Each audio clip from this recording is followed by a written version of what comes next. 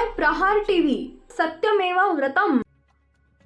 हिंगोली पालिका निवडणुकीत राजकीय पक्षाच्या उमेदवारासोबत प्रचारासाठी फिरल्याच्या आरोपावरून पोलीस कर्मचाऱ्यास तडकाफडकी निलंबित करण्यात आले असून त्यांच्या निलंबनाचे आदेश पोलीस अधीक्षक श्रीकृष्ण कोकाटे यांनी गुरुवार दिनांक 20 रोजी काढले आहेत।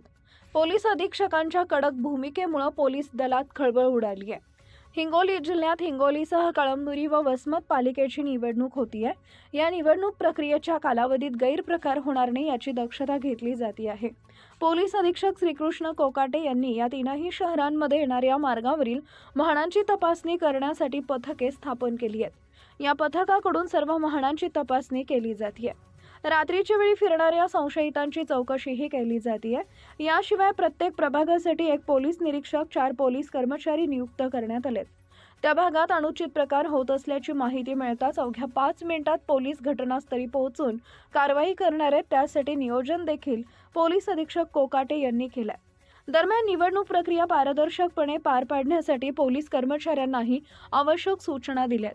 मात्र स्थानिक गुन्हे शाखेत कार्यरत पोलीस कर्मचारी बालाजी गुंडे हे एका राजकीय पक्षाच्या उमेदवारासोबत फिरत असल्याचे छायाचित्र व तक्रार पोलीस अधीक्षक कार्यालयाकडे प्राप्त झाले होते।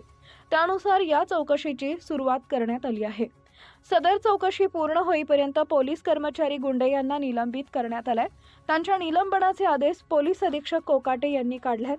त्यांच्या या कठोर कारवाईमुळे पोलीस दलात एकच खळबळ उडाली आहे।